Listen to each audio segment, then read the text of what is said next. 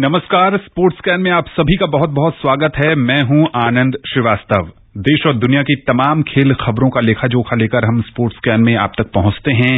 इस समय euro cup का रोमांच बरकरार है। कोपा अमेरिका में भी स्टार खिलाड़ियों के बीच कड़ी टक्कर देखने को मिल रही है। भारत का भी फुटबॉल में आज एक अहम मुकाबला है। साथ ही क्रिकेट से जुड़ी खबरें भी होंगी, लेकिन सबसे पहले डालते हैं मुख्य समाचारों पर एक नजर। यूरो कप फुटबॉल के ग्रुप ऑफ डेथ में आज पुर्तगाल और हंगरी होंगे आमने सामने। स्पेन और स्वीडन के बीच मुकाबला ड्रॉ। भारत और अफगानिस्तान के बीच एशियन कप क्वालिफायर्स का अहम मुकाबला अब से थोड़ी देर बाद कतर में। भारत और इंग्लैंड की महिला क्रिकेट टीमों के बीच एकमात्र टेस्ट मैच कल से ब्रिस्टल में।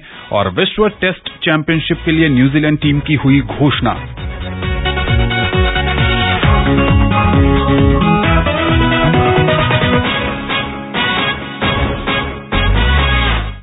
खेल खबरों पर चर्चा के लिए हमारे साथ मौजूद हैं खेल विशेषज्ञ रजत सेन गुप्ता जी। रजत जी, बहुत बहुत स्वागत है आपका स्पोर्ट्स स्कैन में। बहुत बहुत धन्यवाद आनंद। सबसे पहले शुरू करते हैं यूरो कप फुटबॉल से। यूरो कप फुटबॉल में आज दो बेहद अहम मुकाबले खेले जाने हैं। आइए सुनते हैं इस पर मनीषा खन्ना की ये रिपोर्ट। ग्रुप एफ, जिसे ग्रुप ऑफ डेथ भी कहा जा रहा है, इसमें आज दो अहम मुकाबले खेले जाएंगे। पहले मैच में मौजूदा चैंपियन पुर्तगाल की टीम हंगरी के सामने होगी। पुर्तगाल के पास क्रिस्टियानो रोनाल्डो जैसा करिश्माई कप्तान और स्टार स्ट्राइकर है। हाल ही में इजराइल के खिलाफ हुए फ्रेंडली मैच में उन्होंने अपना 104वां गोल भी दागा था। ऐसे में टीम को उनसे काफी उम्मीद होगी। पुर्तगाल की टीम यूरो कप के पिछले 6 टूर्नामेंट में नॉकआउट स्टेज में पहुंचने वाली इकलौती टीम है। 1996 से ये सिलसिला चला आ रहा है। वहीं हंगरी के खिलाफ अब तक पुर्तगाल टीम 13 मैच खेल चुकी है। इसमें से 9 में उन्हें जीत मिली और 4 मैच ड्रॉ रहे। हंगरी की टीम कभी उन्हें हरा नहीं सकी है। पुर्तगाल को हंगरी के खिलाफ बस एक परेशानी का सामना करना पड़ सकता है। पिछले 5 मेजर टूर्नामेंट में टीम अपना ओपनिंग मैच नहीं जीत सकी है। दूसरे मुकाबले में देर रात फ्रांस का सामना जर्मनी से होगा। यह मैच म्यूनिख के फुटबॉल अरेना स्टेडियम में खेला जाएगा। फ्रांस की टीम 2 बार जबकि जर्मनी 3 बार यूरो कप की ट्रॉफी जीत चुकी है। फ्रांस टीम पिछले 61 सालों में यूरो कप में कभी भी ओपनिंग मैच नहीं हारी। वहीं जर्मनी की टीम का भी यही रिकॉर्ड है। Antoine Griezmann, Karim Benzema, Manuel Neuer जैसे खिलाड़ियों पर सबकी नजरें होंगी। फ्रांस के कोच दिदियर डेस्चैम्प्स के पास इस साल यूरो कप में अनोखा रिकॉर्ड बनाने का मौका है। अगर वे ट्रॉफी जीतते हैं तो बतौर खिलाड़ी और कोच ऐसा करने वाले वे पहले शख्स होंगे। वहीं जर्मनी के कोच जोआकिम लो का यह बतौर जर्मन कोच आखिरी टूर्नामेंट है। इसके बाद वे रिटायरमेंट लेंगे। Manisha Khanna, sports scan. रजत जी, जो पुर्तगाल का मैच है, रोनाल्डो के साथ साथ मैनचेस्टर यूनाइटेड के लिए खेलने वाले ब्रूनो फर्नांडिस और लिवरपूल के लिए खेलने वाले डिएगो जोटा पर भी सबकी नजरें होंगी।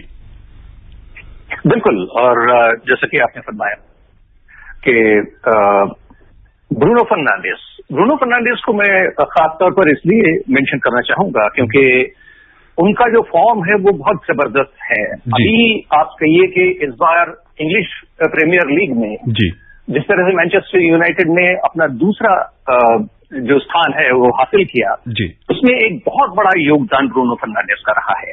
तो मैं समझता हूं कि इस लिहाज से पुर्तगाल की टीम में अनुभव भी है, अचीवमेंट्स भी बहुत हैं, और खास तौर पर ब्रूनो फर्नांडिस जैसे खिलाड़ी जो कि केवल होल्डिंग मिडफील्डर नहीं बल्कि अटैकिंग मिडफील्डर के बतौर भी खेलते हैं और बखूबी खेलते हैं, उनकी वजह से ये पलड़ा उनका भारी है। उनके जो मैनेजर हैं सैंटोस, उन्होंने साफ तौर पर कहा है कि अगर रोनाल्डो परफॉर्म नहीं करेंगे तो वो सब्स्टिट्यूट होने के लिए तैयार रहें। कैसे देखते हैं इस स्टेटमेंट को? बहुत सही स्टेटमेंट है। देखिए, कई बार क्या है कि स्टार वैल्यू पर जो मैचेस खेले जाते हैं उसका परिणाम बहुत अच्छा नहीं निकलता जी। और सही बात यह है कि जिस दिन जो खिलाड़ी कैसा खेल रहा है या किस तरह के फॉर्म में है, इस पर बहुत कुछ निर्भर करता है। यूवेंटस में वो खेलते हैं और कैसा परफॉर्मेंस है, ये अगर आप रिकॉर्ड देखें तो आप देख सकते हैं क्रिस्टियानो रोनाल्डो 30 के ऊपर की उम्र हो गई है और फुटबॉल के लिहाज से अगर देखा जाए तो ये ज्यादा उम्र है। इस उम्र में जो खिलाड़ी हैं, चाहे वो कितने भी बड़े स्टार क्यों ना हो, मेसी हो या कोई और हो, तो ये सभी ये ऐसे किसी टीम में जाने की कोशिश करते हैं जहां वो अलग से नजर आए। तो उसके लिए फिर उनको चेंज करना पड़ता है, एक पायदान नीचे या कुछ कम नामची जो टीमें हैं उनकी तरफ से जाके खेलते हैं। तो ये ऐसा भी हो सकता है। तो मैं समझता हूं कि पुर्तगाल के जो मैनेजर हैं उनका एक साहसिक बयान है और इस बयान से हो सकता है प्रेरित होकर या मजबूरी में कप्तान का अपना रोल अदा करते हुए क्रिस्टियानो रोनाल्डो अपने आप को फिर से एक स्टार की तरह से प्रतिष्ठित करने की कोशिश में जरूर रहेंगे। जी, हालिया फॉर्म देखें तो यूवेंटस को वो न तो सेरे आ कप जिता पाए और न ही उनकी टीम यूवेंटस जो है वो चैंपियंस लीग में बहुत आगे तक का सफर तय नहीं कर सकी। रजत जी, जो दूसरा मैच होना है वो एक ब्लॉकबस्टर मैच है, जर्मनी वर्सेस फ्रांस, क्या कहेंगे? ये तो कहिए कि अभी तक के जितने मैचेस हुए हैं केवल उनकी ही बात नहीं कर रहा मैं, बल्कि ये तो मैच ऑफ द टूर्नामेंट भी हो सकता है जी। और इसको लेकर जितना हाइप होगा उसके पीछे बिल्कुल सही बात तो ये है कि फ्रांस जो है इस बार पिछली बार के वर्ल्ड कप जीतने के बाद से दावेदार है यूरो कप जीतने की, क्योंकि इसमें केवल अनुभव ही नहीं बल्कि उम्र का भी साथ है इन खिलाड़ियों को। खासतौर पर देखिए क्लेमेंट लेंगले जैसे खिलाड़ी उनके जो कि बार्सिलोना में खेलते हैं, वो डिफेंडर के रूप में खेलेंगे। बेंजामिन पवार्ड हैं, वो बायर्न म्यूनिख के लिए खेलते हैं। पॉल पोग्बा है जो मैनचेस्टर यूनाइटेड के लिए खेल रहे हैं और हाल ही में बहुत अच्छा फॉर्म उन्होंने अख्तियार किया हुआ है। ओलिवर गिरू जैसे फॉरवर्ड हैं उनके पास में, किलियन एम्बापे हैं जो कि वर्ल्ड लेवल के खिलाड़ी हैं, शानदार खिलाड़ी हैं।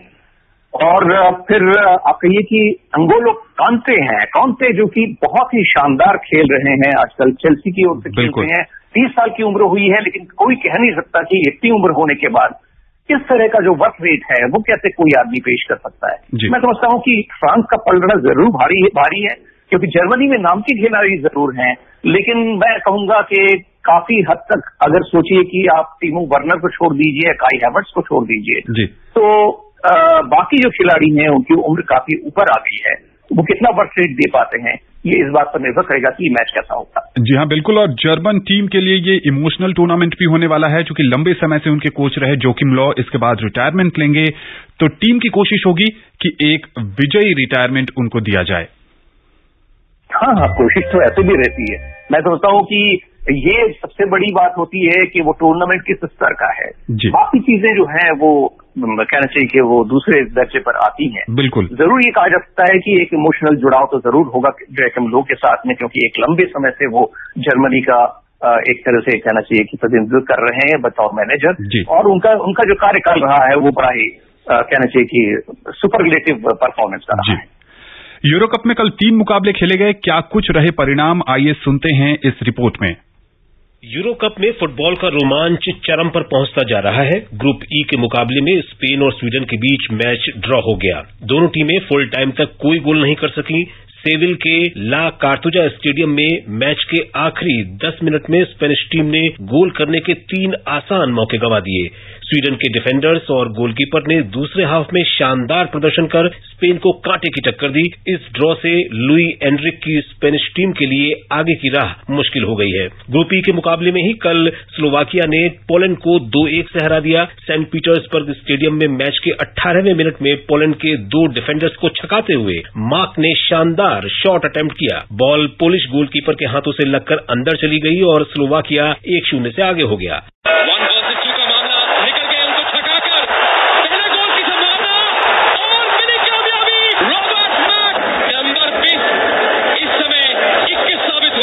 हाफ टाइम ब्रेक खत्म होते ही पोलैंड ने मैच में वापसी की और 46वें मिनट में लिनेट्टी ने गोल दागकर स्कोर 1-1 से बराबर कर दिया।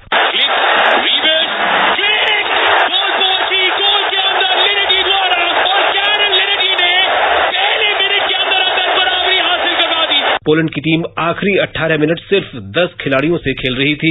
62वें मिनट में क्रिखोवाक को रेफरी ने दूसरा येलो कार्ड यानी रेड कार्ड दिखाया। इसका फायदा उठाकर 69वें मिनट में मिलान स्क्रिनियार ने स्लोवाकिया का दूसरा गोल दागा और टीम को जीत दिला दी।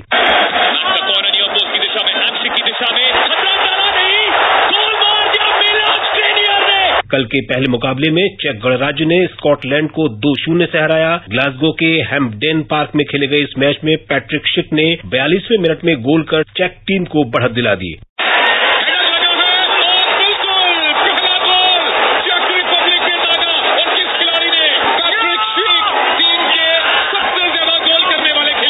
दूसरे हाफ में भी चेक टीम का दबदबा जारी रहा। 52वें मिनट में शिक ने 49.7 यार्ड्स की दूरी से गोल कर अपनी टीम की 2-0 से जीत पक्की कर दी। इस बार बॉल गवाई है और क्या कोई खिलाड़ी वहां मौजूद?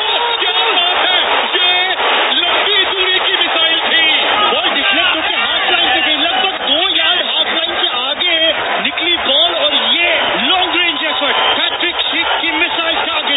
ये इस टूर्नामेंट का सबसे लंबी दूरी से किया गया गोल भी है। इससे पहले ये रिकॉर्ड जर्मनी के मिडफील्डर टॉर्स्टन फ्रिंक्स का था। उन्होंने 2004 में यूरो में 38.6 यार्ड से गोल दागा था। Vishal Sharma, sports scan.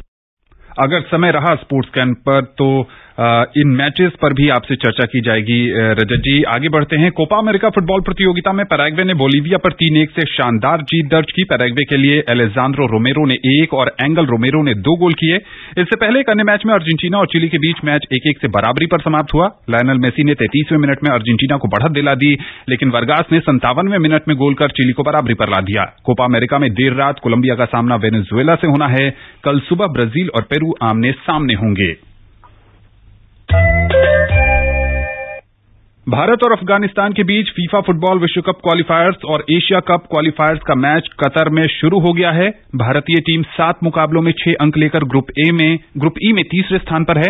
पिछले मैच में कप्तान सुनील छेत्री के 2 गोल की मदद से भारत ने बांग्लादेश को 2-0 से हराने में सफलता हासिल की थी। कैसे देखते हैं इस मुकाबले में? सुनील छेत्री हैं, संदेश झिंगन हैं और सदाबहार गोलकीपर गुरप्रीत भी हैं। देखिए, गुरप्रीत बहुत ही बढ़िया खिलाड़ी है। मैं तो समझता हूं कि उनको कहीं इंग्लैंड जैसी किसी जगह में जाकर के उनको अपनी ट्रेनिंग भी, कोचिंग भी करनी चाहिए। और मैं समझता हूं कि उनके अंदर ये खासियत है कि उसको किसी भी अच्छे जो लीग्स होते हैं, चाहे वो ला लीगा हो या इंग्लिश प्रीमियर लीग हो, इनके जो कम से कम या तो चैंपियंस स्तर पर, जो चैंपियनशिप के स्तर पर जो मैचेस चलते हैं, उनमें इनका चयन हो सकता है। मैं समझता हूँ आज का जो मुकाबला है उसमें इनका बड़ा भारी रोल होने वाला है। खासतौर पर ये देखना है कि डिफेंस कैसा करता है भारत का टीम। तो ये आगे देखना है कि क्या हमारे पास सुनील छेत्री होने के बावजूद उनको पर्याप्त मौके मिलते हैं गोल करने के। अगर मिलते हैं, सुनील छेत्री चूकते नहीं। जी बिल्कुल, देखना दिलचस्प होगा और इस मैच पर हमारी निगाहें बनी रहेंगी। टोक्यो ओलंपिक के शुरू होने में 38 दिन रह गए हैं। आकाशवाणी से जारी विशेष ओलंपिक श्रृंखला में आज हम बात करेंगे टेबल टेनिस खिलाड़ी मनिका बत्रा की।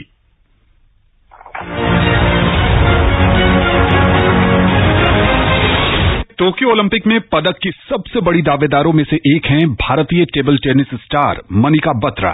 सिर्फ 13 साल की उम्र में अंतर्राष्ट्रीय स्तर पर भारत का प्रतिनिधित्व करने वाली मनिका के हौसले बुलंद हैं और तैयारियां बेहतरीन। 2015 राष्ट्रमंडल टेबल टेनिस चैंपियनशिप में मनिका ने 2 रजत और 1 कांस्य सहित कुल 3 पदक जीते। 2016 के दक्षिण एशियाई खेलों में मनिका ने देश के लिए 3 स्वर्ण पदक अपने नाम किया। 2018 के राष्ट्रमंडल खेलों में मनिका बत्रा ने अपनी प्रतिभा से सबको प्रभावित किया। उन्होंने महिला सिंगल्स का गोल्ड, महिला टीम इवेंट का स्वर्ण पदक सहित कुल 4 पदक जीतकर ये दिखा दिया कि वो भारतीय टेबल टेनिस की सबसे बड़ी स्टार हैं। हर खिलाड़ी की खेल की अपनी खासियत होती है और मनिका की खेल की सबसे बड़ी ताकत है उनकी स्विच की टेक्निक।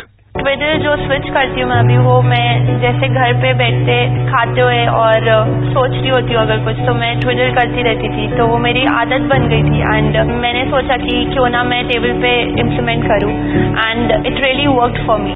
कॉमनवेल्थ गेम्स में शानदार प्रदर्शन करने के बाद मनिका की निगाहें ओलंपिक के स्वर्ण पदक पर है। महिला सिंगल्स के साथ साथ अचंत शरत कमल के साथ मिक्स डबल्स में मनिका पदक की सबसे बड़ी दावेदार हैं। ओलंपिक में गोल्ड मेडल लाना सबका ड्रीम होता है एंड पर्सनली मेरा भी है।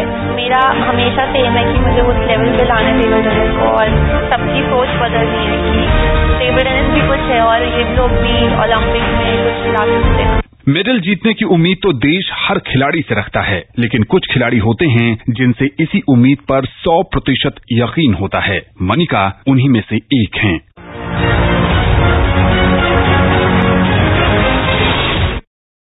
रजत जी, कितनी संभावना लगती है एक और थाईलैंड, चीन, चीनी ताइपे और कोरिया के खिलाड़ियों के बीच मनिका की संभावनाएं क्या हैं? देखिए, इनके साथ साथ हांगकांग और जर्मनी के भी खिलाड़ी बहुत अच्छा खेलते हैं और वो काफी ऊपर आ रहे हैं। लेकिन मैं समझता हूं कि मनिका के लिए, क्योंकि उनकी उम्र भी कम है और उनको बुरे अनुभव अब तक नहीं हुए हैं ज्यादा, जहां पर भी वो गई हैं उनको मेडल्स मिले हैं और उन्होंने बहुत अच्छे खेल का प्रदर्शन करते हुए ये मेडल्स जीते हैं। तो मुझे लगता है कि ये उनके कॉन्फिडेंस के लिए बहुत बड़ी बात है और इस कॉन्फिडेंस के जरिए बहुत सारे खिलाड़ियों को आपने देखा होगा कि बहुत जल्दी वो राइज करते हैं। मैं समझता हूं कि अगला जो ओलंपिक है उसमें एक बहुत बढ़िया मौका है जिसमें अपने आप को साबित करने वाली है मनिका। जी हाँ, बिल्कुल। और खेल प्रेमियों की निगाहें मनिका पर टिकी होंगी कि वो स्वर्णिम सफलता देश के लिए अर्जित कर सकें। महिला क्रिकेट में भारत और इंग्लैंड के बीच कल से ब्रिस्टल में एकमात्र टेस्ट मैच शुरू हो रहा है। 38 साल की मिताली राज एक बार फिर से टेस्ट टीम की कप्तानी करेंगी। वो और तेज गेंदबाज झूलन गोस्वामी इस भारतीय महिला टीम में सबसे अनुभवी खिलाड़ी हैं, जिन्होंने 10-10 टेस्ट मैच खेले हैं। हरमनप्रीत कौर और स्मृति मंधाना जैसी अन्य भारतीय महिला क्रिकेटरों ने 2014 में सिर्फ 2 टेस्ट मैच खेले हैं। दोनों टीमों के बीच ये टेस्ट मैच के बाद 27 जून से 15 जुलाई तक 3 वनडे और 3 T20 मैच खेले जाएंगे। रजत जी, बहुत खिलाड़ियों के लिए ये पहला टेस्ट मैच होगा। उम्मीद ये भी की जा रही है कि शेफाली वर्मा को भी डेब्यू का मौका मिलेगा। निश्चित ही, और जो भी खिलाड़ी टीम के साथ जा रहे हैं या वहां पर मौजूद हैं, तो उनके लिए ये बहुत बड़ी बात होगी कि इंग्लैंड में जाकर के अगर खेलने का मौका मिल रहा है जी, तो एक बहुत बड़ी बात है। तो ये क्योंकि इंग्लैंड को आप क्रिकेट का मक्का कह सकते हैं, और वो वहां पर जो वहां की जो वातावरण है उसको एक्सप्लॉइट करना अगर सीख लिया, चाहे वो कम उम्र के खिलाड़ी हों, तो उनके लिए फिर आगे की राह आसान हो जाती है। और यही बात उस टीम के लिए भी लागू होती है जिसमें पहले से ही अनुभव प्राप्त खिलाड़ी मौजूद हैं। दोनों टीमों के बीच कड़ा संघर्ष देखने को मिलेगा। इस टेस्ट मैच पर स्पोर्ट्स स्कैन के माध्यम से हम आपको अपडेट देते रहेंगे। भारत के खिलाफ इंग्लैंड के साउथहैम्पटन में 18 से 22 जून तक होने वाले वर्ल्ड टेस्ट चैंपियनशिप फाइनल के लिए न्यूजीलैंड ने 15 खिलाड़ियों की टीम घोषित कर दी है। कप्तान केन विलियमसन और विकेटकीपर बल्लेबाज बीजे वाटलिंग फिट हो चुके हैं। टॉम ब्लेंडल के रूप में एक और कवर विकेटकीपर बल्लेबाज उन्होंने रखा है। और बात करें स्पिन में, तो मिचेल सैंटनर को रजत जी बाहर का रास्ता दिखाया गया है और अयाज पटेल को रखा गया है। उनके कोच का कहना है कि अगर टीम 5 विशेषज्ञ गेंदबाजों के साथ उतरती है तो काइल जेमिसन नंबर 7 पर बल्लेबाजी करेंगे, और अगर 4 गेंदबाज खिलाती है टीम तो फिर कॉलिन डी ग्रैंडहोम ऑलराउंडर की भूमिका निभाएंगे। क्या कहेंगे, टीम का मनोबल बहुत बढ़ा हुआ इंग्लैंड को हराने के बाद? जी, निश्चित ही, और मैं समझता हूं कि इसी मनोबल के साथ वो उतरेंगे भारत के खिलाफ। लेकिन जैसे आप कह रहे हैं कि कुछ खिलाड़ियों को ड्रॉप किया गया है और कुछ ऐसे खिलाड़ियों को ड्रॉप किया जैसे सैंटनर है। सैंटनर ने बहुत शानदार प्रदर्शन किया था पहले टेस्ट मैच में इंग्लैंड के खिलाफ, तो मैं समझता हूं कि उस लिहाज से उनका तो हक बनता है कि वो खेलें। लेकिन अगर उनको नहीं खिलाया जा रहा तो निश्चित ही उनकी रणनीति में या टैक्ट में कुछ नई चीज शामिल हुई है और जिसका ख्याल रखना पड़ेगा भारतीय टीम को। जी हाँ, बिल्कुल। और इस टेस्ट मैच के लिए आईसीसी ने प्राइज मनी की भी घोषणा की है। चैंपियन बनने वाली टीम को $16 लाख यानी करीब 11 करोड़ 71 लाख रुपए की इनामी राशि मिलेगी। वहीं फाइनल में हारने वाली टीम को $8 लाख यानी करीब 5 करोड़ 85 लाख रुपए दिए जाएंगे। चैंपियन टीम को इनामी राशि के साथ साथ टेस्ट चैंपियनशिप गदा भी मिलेगी। विश्व के 8वें नंबर के टेनिस खिलाड़ी स्विट्जरलैंड के रॉजर फेडरर नोवेंटी ओपन के दूसरे दौर में पहुंच गए हैं। फेडरर ने पहले दौर के मुकाबले में बेलारूस के इलिया इवाशाका को 7-6, 7-5 से हराया। और एक अन्य मैच में विश्व रैंकिंग के 13वें नंबर के खिलाड़ी बेल्जियम के डेविड गॉफिन 2 सेट के बाद रिटायर हो गए और कैरेंटीन मौटेट को जीत मिल गई है। और ये टूर्नामेंट जो है वो फेडरर के लिए इसलिए भी इंपॉर्टेंट हो जाता है रजत जी, क्योंकि इसी के सहारे वो विंबलडन जीतने की कोशिश भी कर रहे हैं। निश्चित ही, और विंबलडन सबसे बड़ा एक कहना चाहिए कि जितने भी ग्रैंड स्लैम्स हैं उनमें से सबसे बेहतरीन चैंपियनशिप मानी जाती है। इसके पीछे उसका अपना उनकी परंपरा भी है और साथ ही साथ खेल में जो कौशल की जरूरत होती है वो भी है। तो आपकी फेवरेट टीम आज की कौन सी है? समय बहुत कम है। पुर्तगाल और हंगरी में से कौन जीतता हुआ आप देखना चाहते हैं? नहीं, देखना तो मैं दोनों को ही चाहता हूं, लेकिन ऐसा तो हो नहीं सकता। जीत अगर मिलनी है तो मैं समझता हूं कि ताकत और सामर्थ्य के बल पे पोर्चुगाल को जीतना चाहिए। चलिए, स्पोर्ट्स स्कैन से जुड़ने के लिए और विशेषज्ञ राय साझा करने के लिए आपका बहुत बहुत शुक्रिया। धन्यवाद। स्पोर्ट्स स्कैन का आज का अंक यहीं समाप्त होता है। पूरी टीम को दीजिए अनुमति। कल आपसे फिर मुलाकात होगी। तब तक के लिए नमस्कार।